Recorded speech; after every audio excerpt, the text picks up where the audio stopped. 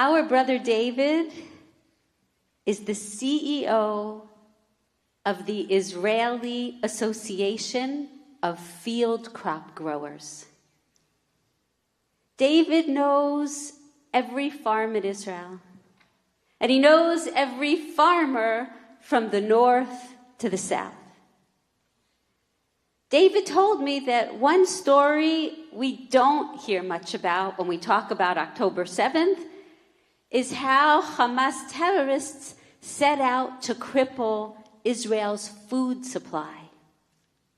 You should know that 70% of Israel's vegetables come from the south. The south is the major supplier of potatoes, peanuts, tomatoes, eggs, milk, and precious wheat. Hamas terrorists damaged 100,000 acres of farmland. They destroyed high-tech irrigation systems, blew up reservoirs, they burned greenhouses, they turned orchards into wasteland. Israel's main source of farm labor are farm workers from Thailand. They murdered many Thai workers, took many as hostage. Those who survived left the country. Overnight, the whole agriculture of the South was in ruins. Many times this year, David has been telling me about a dear friend of his, a farmer, who has been a total inspiration to him. His name is Avida Bachar, and he is the manager of agriculture on a kibbutz in Israel called Kibbutz Be'eri, which is one of the hardest hit kibbutzim on October 7th. When David told me about Avida, I was so moved. I so wanted to tell you his story on this Yom Kippur day. So David puts me in touch with Avida. It's evening time in Israel. David's already told Avida, you know, my sister Naomi is a rabbi. And we connect on Zoom. I say, Avida, thank you for making this time to speak with me. I know that what you have to say will be so important to my community this Yom Kippur. He says, Rabbi Naomi, I'm not a religious person. Oh, but I have what to share. Avida pauses. He's 50 years old, with short, cropped brown hair and a sweet, round face. He's got this cherubic smile, this beautiful way about him. He's open and outgoing and upbeat, and he begins. He says, I was born on Kibbutz Be'eri, and I was just a teenager. I met my wife, Dana, and we traveled all over the world, and we got married, and we came back to Be'eri to make a life. Avida told me that right away, he was drawn to work on the farm. And Dana was always a natural with kids, and she began teaching in the kindergarten. I know a little bit about Kibbutz Be'eri. It's actually a very prosperous kibbutz because they have a very successful high-tech printing business. So I asked Avida, why did you choose to work on the farm and not the printing business? And he says, that's simple. I'm drawn to the earth, to planting and to the harvest, to the whole cycle of life. Avida also tells me the other thing he loves is biking. It's exercise, but it's also a social thing for him. Biking with his friends and everybody on a kibbutz, it's the best way to get around. Avida says, now I want to tell you about my life last year before October 7th. Dana has been the kindergarten teacher for 20 years. Avida says, to walk with Dana down the streets of the kibbutz is like walking with a celebrity, because all the children call out her name and run toward her. And he says, at Be'eri, we eat together the whole kibbutz 3 meals a day at our dining hall. He reminds me, I'm not a religious person. Our dining hall is our synagogue. It's where we come together, where we meet each other, where we support each other. He says walking into the dining hall with Dana, she's so popular. That means everybody who's already in their 20s, she's raised them. She's like the surrogate mother of the kibbutz. She's the one who teaches the new mothers how to nurse. Avidah tells me over these years, he's been overseeing the farmlands of the kibbutz and their crops. He tells me what they grow there on the kibbutz. The wheat, potatoes, peanuts, citrus, the grapefruits and the lemons and the mangoes, the avocado, and how dedicated he is to the kibbutz and to the lands. And through those years, Avidah and Dana have been fruitful and multiplied.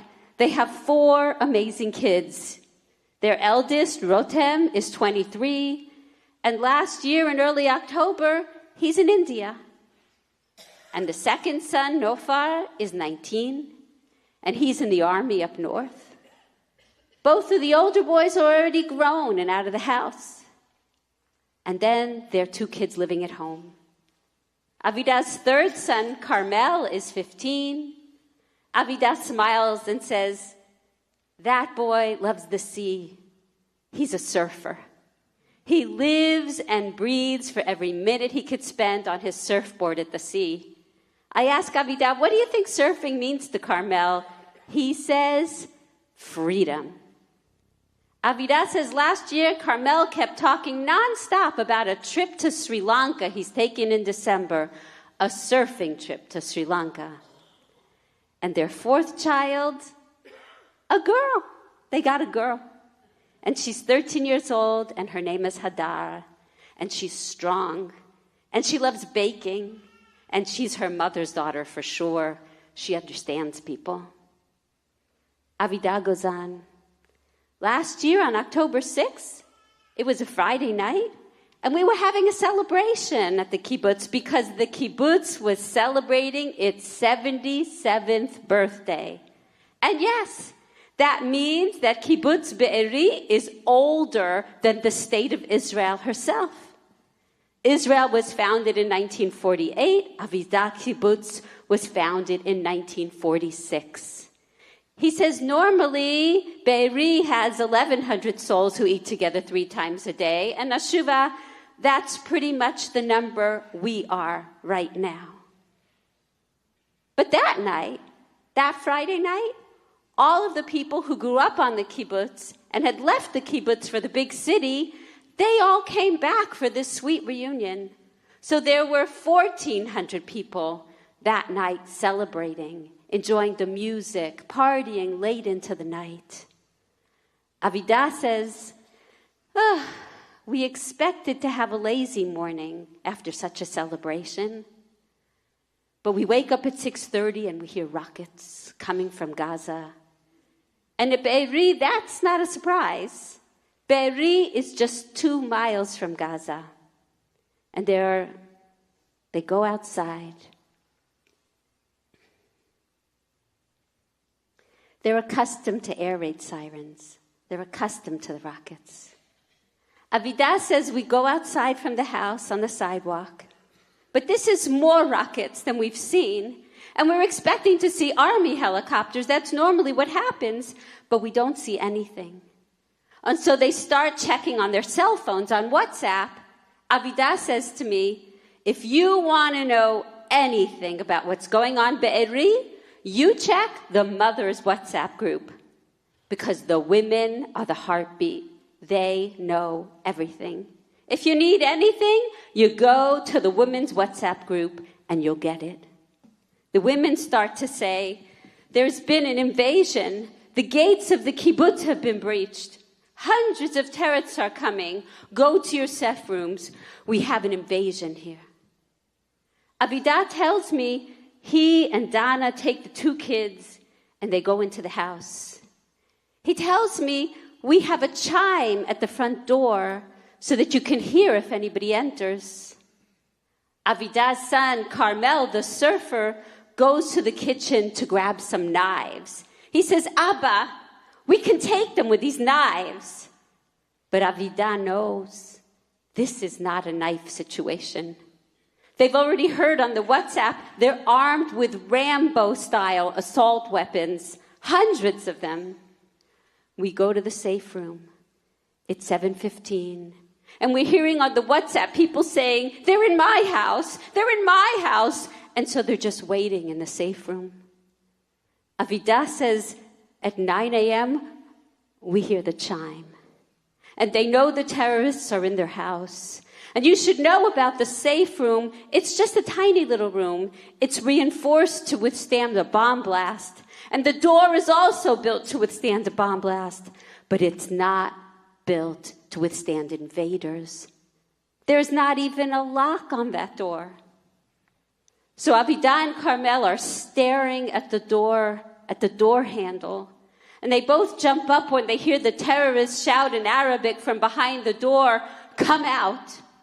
Avida says in Arabic, leave. There's children in here. Leave.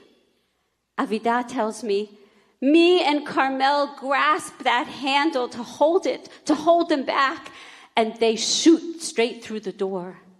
And straight away, Carmel falls backward.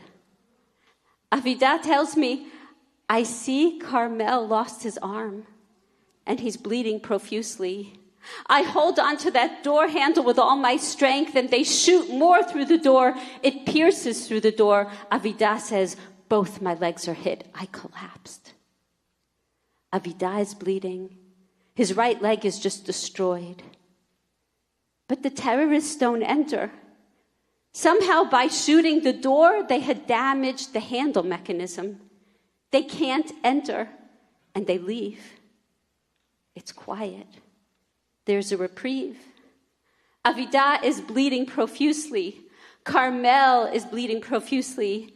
Avida tells me, thank God I was wearing a belt. We try to make a tourniquet for Carmel's arm. And Hadar is on her cell phone calling 911, calling for help. They try to stop the bleeding on Carmel's arm, but it's so hard to stem the bleeding.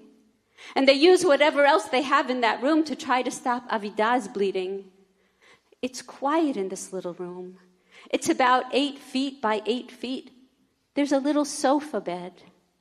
Carmel's first thought when he is shot is Sri Lanka.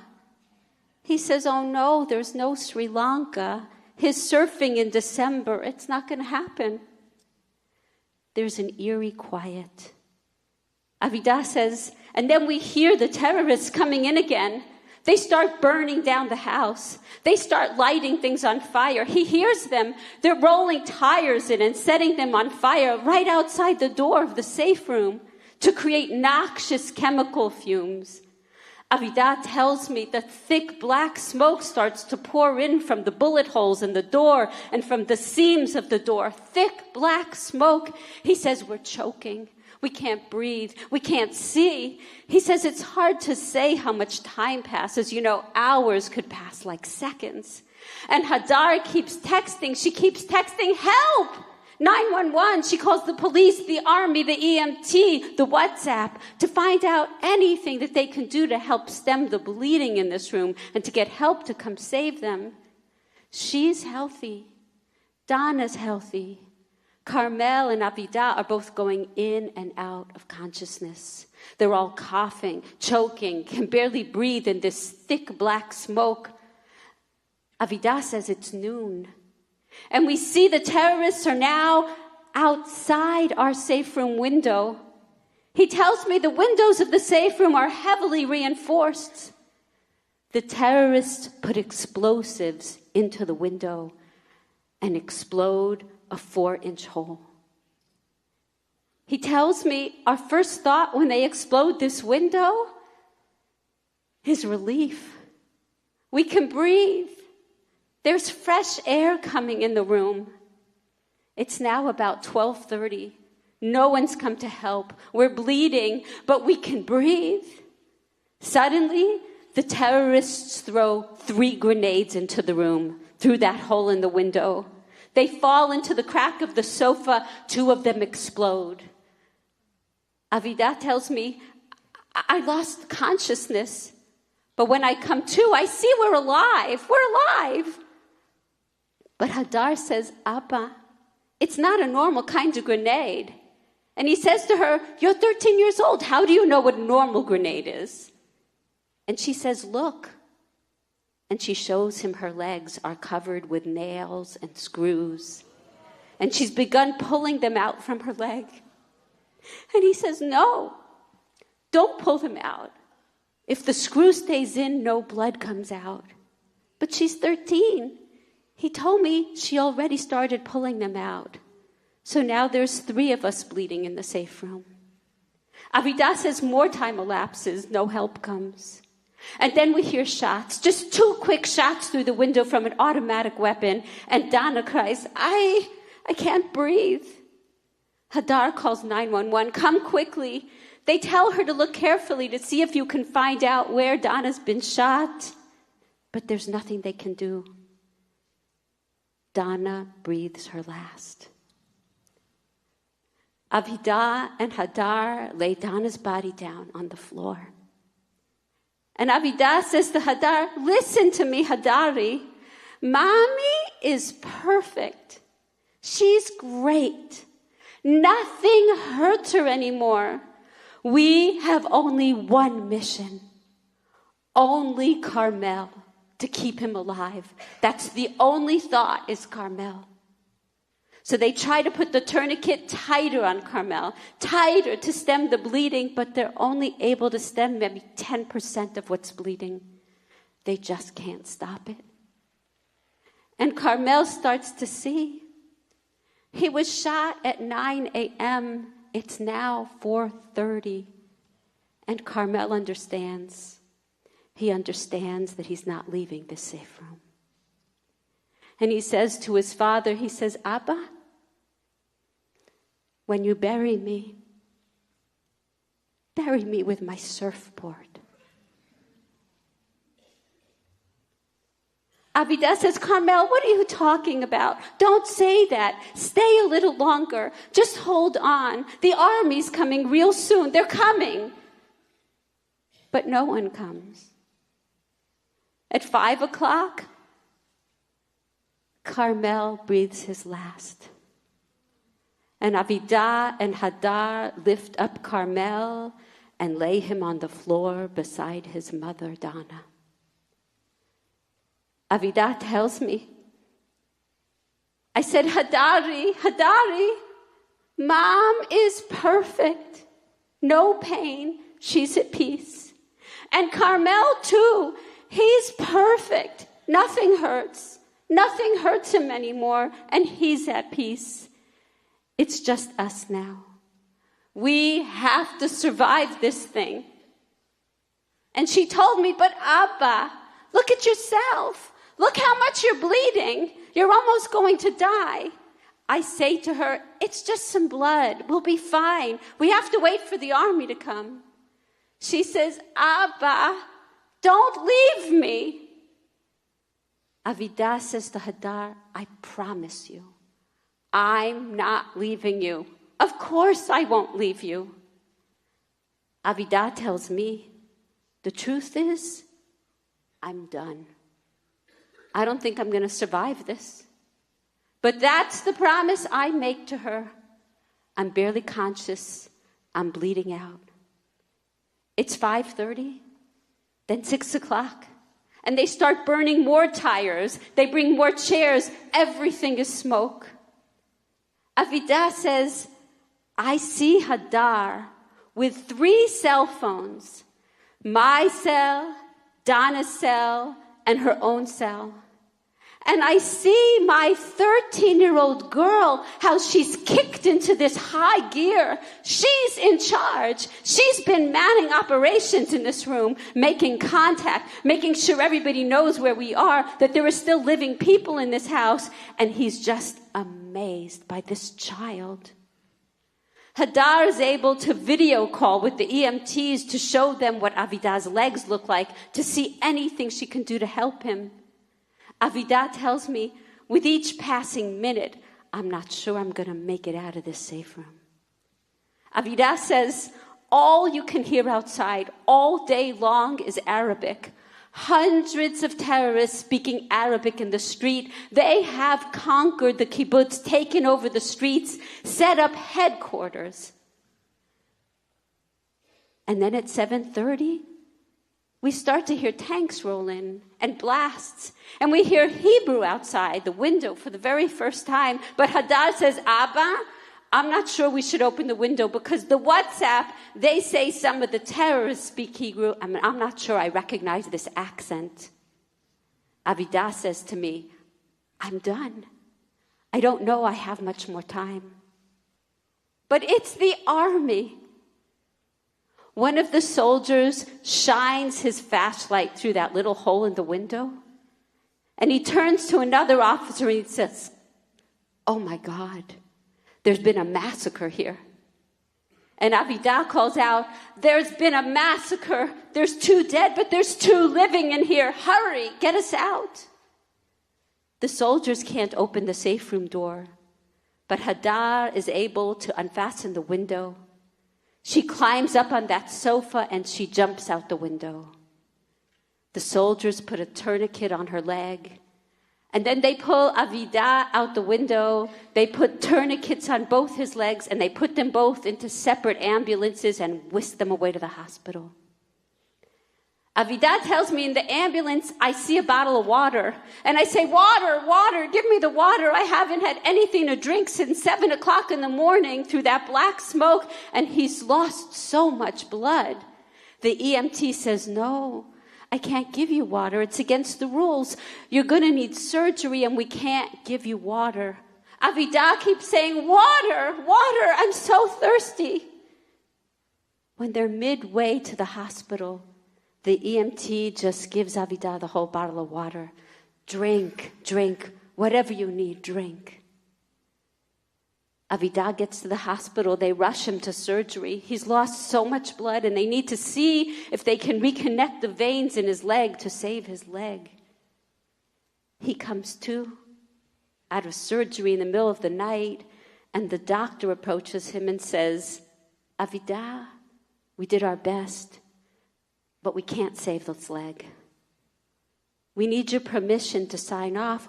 We need to amputate from the knee down. Avidah says to me, I've lost my wife. I've lost my son. And now they're telling me that I'm losing myself. I can't even describe what that felt like. It was very, very hard to take. And he said, okay, because I made a promise to Hadar that I'm going to live, and if this will save my life, okay. And then the doctor says, would you like for your leg to be buried? Avidah says, what do you mean, bury my leg? The doctor says, well, there's a Jewish belief that if you bury a limb, when the Messiah comes, you'll be reunited with your limb. Avidah, who is going to be burying his wife and his son, he says, you know what? If the Messiah comes, I'll be so ecstatic, I won't even care that I don't have a leg. No burial for my leg. So they take him back to surgery, and they amputate his right leg. And when Avidah is recovering in the hospital, that EMT from the ambulance comes to visit him, and he says, you want to know the truth? Why I gave you the water? The truth is, I didn't think you'd survive the ambulance ride. So I decided to grant you your last wish. That's why I gave you the water. In the hospital, Avidah has a long way to recuperate. Of course, he's heard about the massive loss of so many lives. And in the hospital, he hears about the destruction of his precious land. It's one more blow. So when a friend from the kibbutz comes to visit him, Avidah says to him, do me one favor. Paint it green. And I said, Avidah, I don't know what that means. What does painted green mean? And he says to me, I told them to plant, to paint the fields green. But Nashuva, you should know that to plant right then was impossible because the war was going on and there was no way to get down there to plant with rockets overhead. So the ground lay brown.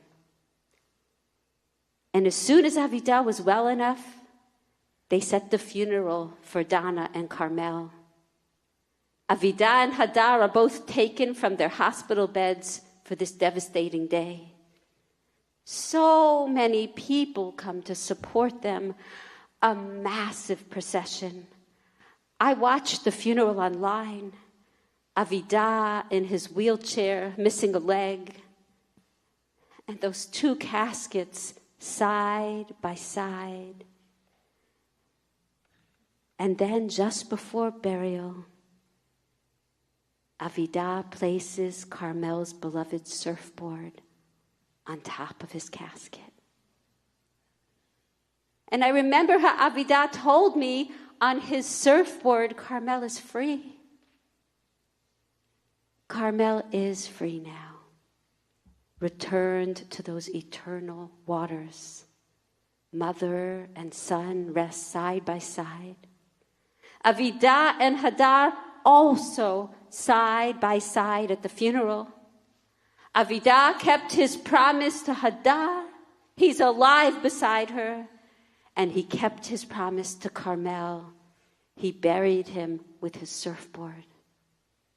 Avidah returns to the hospital to continue his long, grueling treatment. He so hopes they'll be able to plant his land. If you're a farmer, you understand this. To everything, there is a season.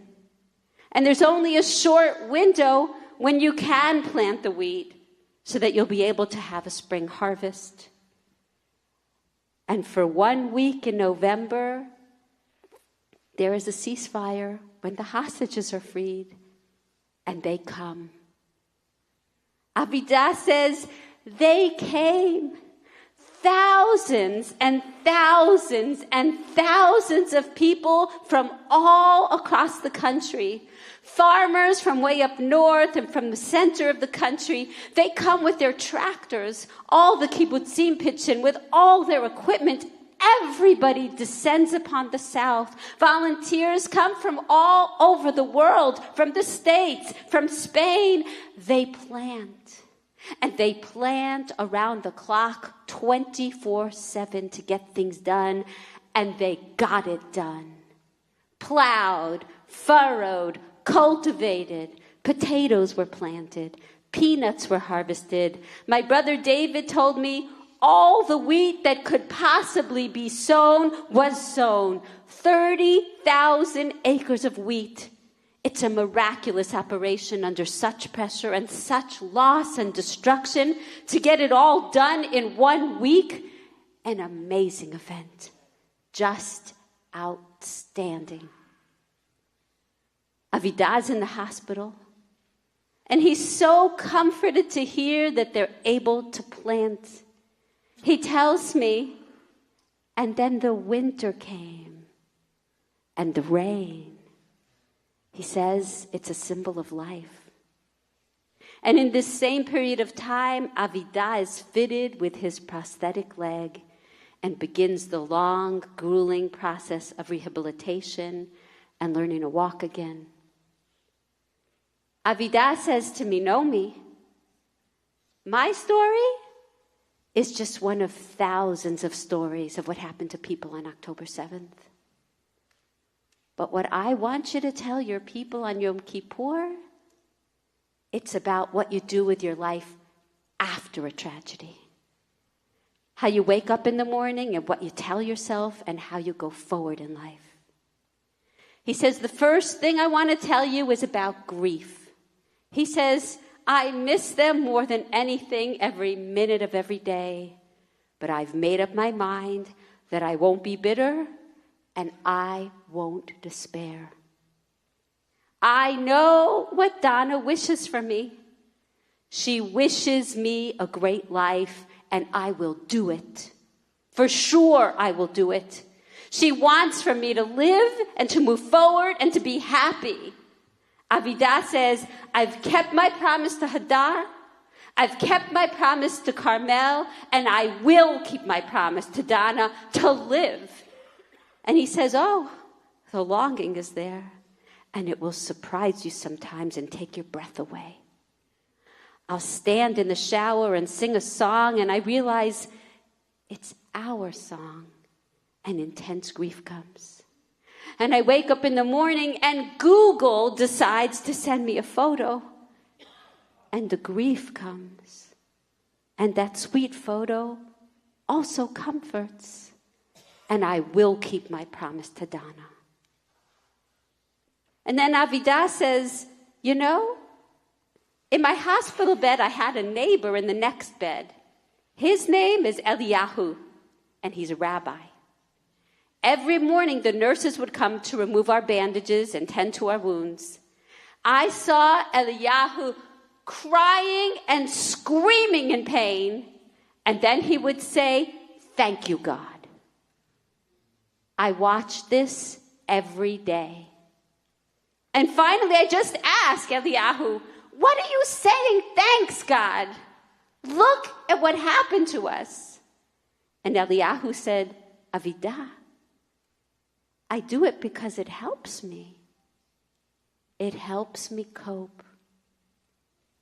Avidah says to me, it took me 5 days watching Eliyahu, and I understand now.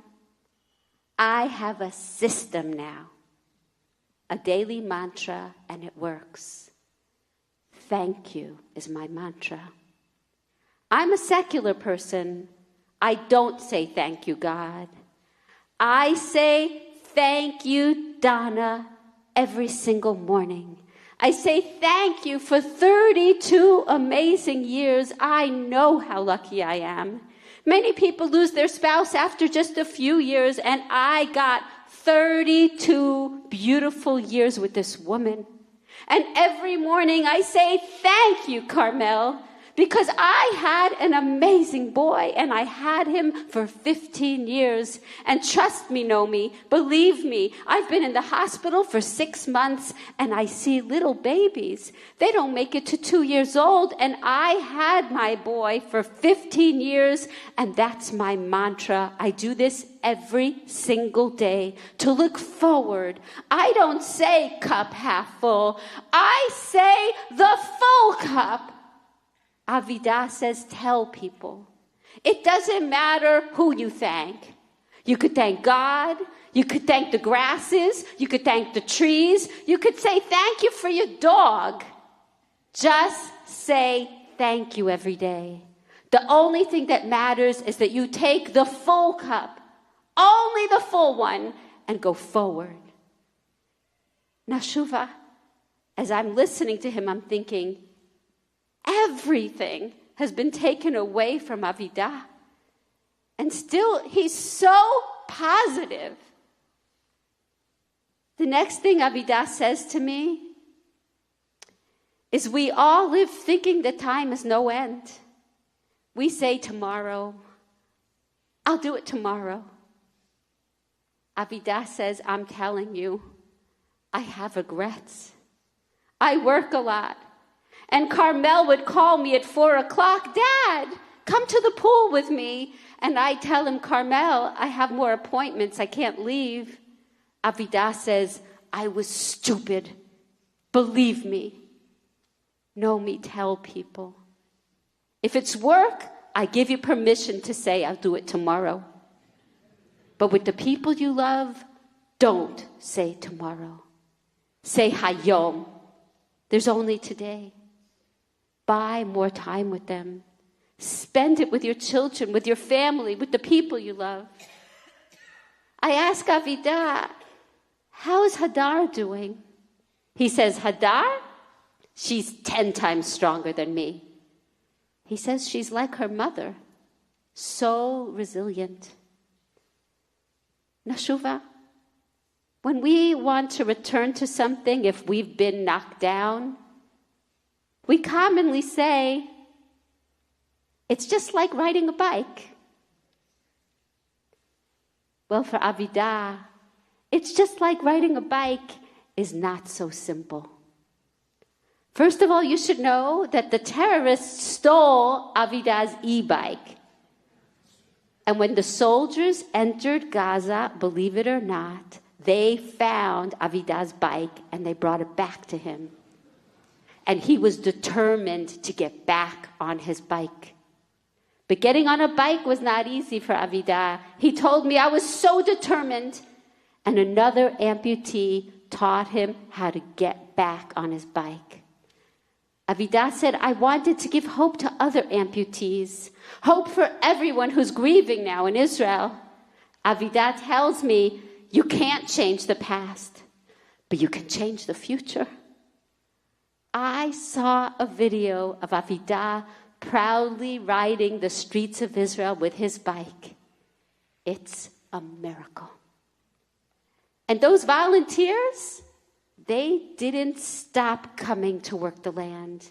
They didn't abandon the South. They came to pick the citrus fruits. Avidah would get special permission to leave the hospital every Tuesday just to come and thank them. A full cup.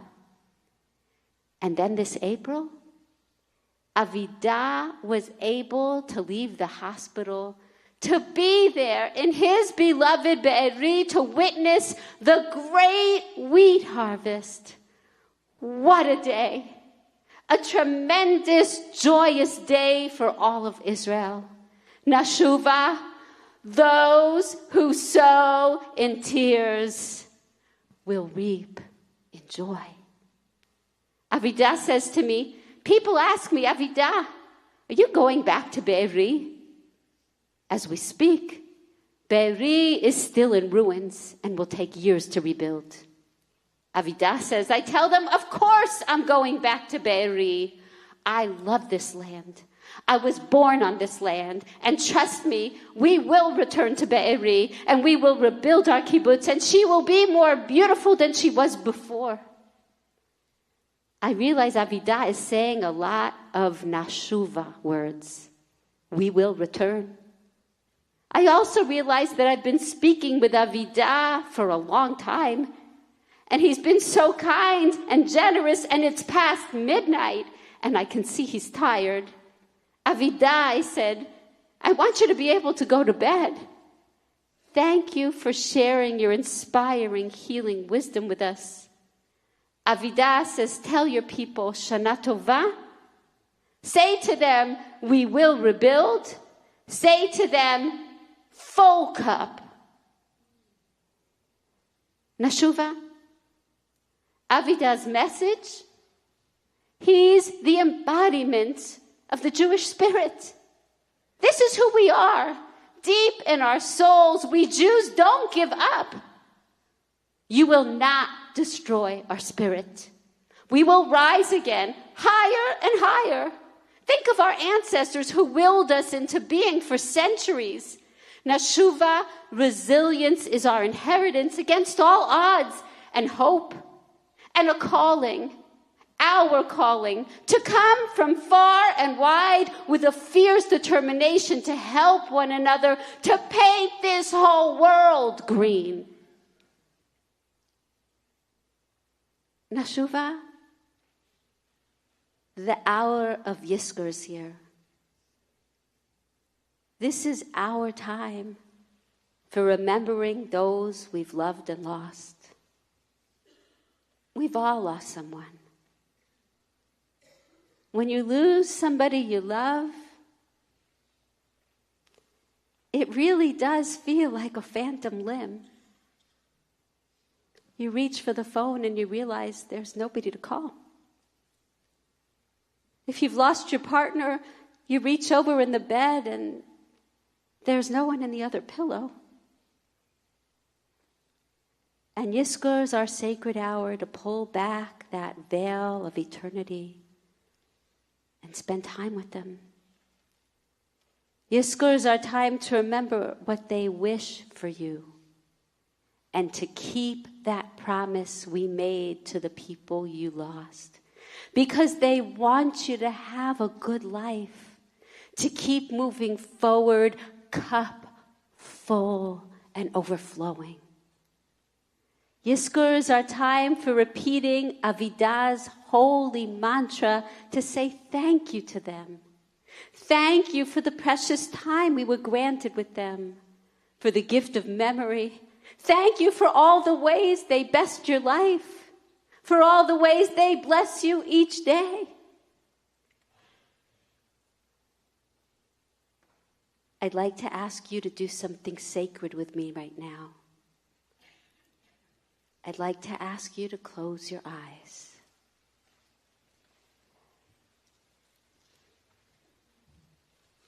Close your eyes and welcome our loved ones we have lost into this holy space.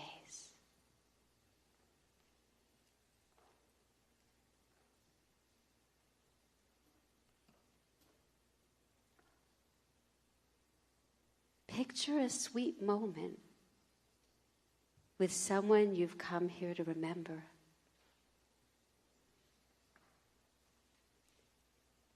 Try to picture them beside you.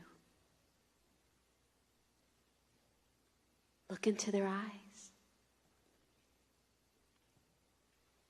Let time stop. Can you see what they're wearing?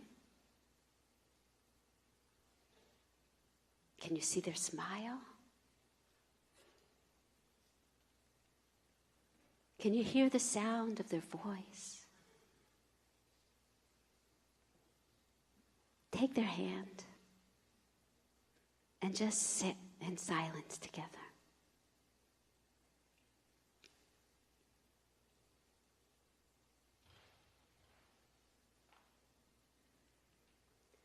Breathe in. See if you can remember their smell. Just share a moment in eternity with them. Remember a lesson they taught you. Thank them. Say what you need to say.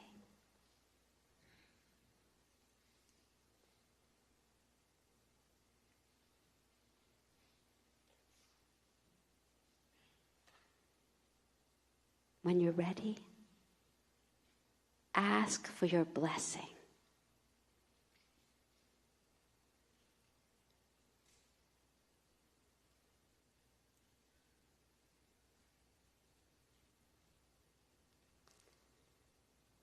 And now offer them your blessing.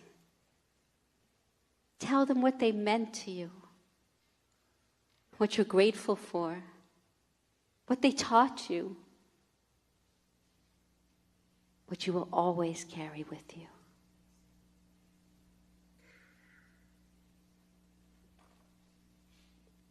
Keep your eyes closed. A Yizkor prayer. I haven't forgotten you. Even though it's been some time now since I've seen your face, touched your hand, heard your voice, you're with me all the time. I used to think you left me. I know better now. You come to me. Sometimes in fleeting moments I feel your presence close by, but I still miss you. And nothing, no person, no joy, no accomplishment, no distraction, not even God can fill the gaping hole your absence has left in my life.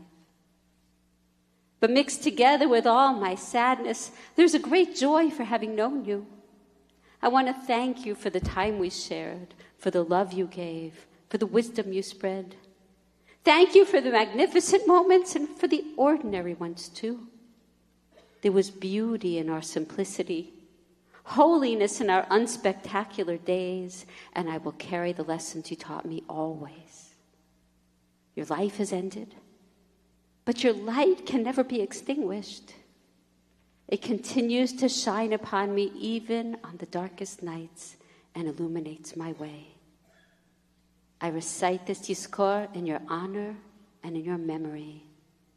May God bless you as you have blessed me, with love, with grace, and with peace. Amen. Those who sow in tears will reap in joy, will reap in joy. Those who sow in tears will reap in joy. Those who sow in tears will reap in joy, will reap in joy. Those who sow in tears will reap in joy. Those who sow in tears will reap in joy, will reap in joy. Those who sow in tears will reap in joy. Nashuva. Those who sow in tears will reap in joy, will reap in joy. Those who sow in tears will reap in joy.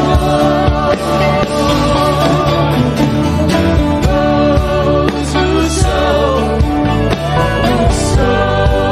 in tears will reap in joy, will reap in joy. Those who sow in tears will reap in joy. Those who sow in tears will reap in joy, will reap in joy. Those who sow in tears will reap in joy.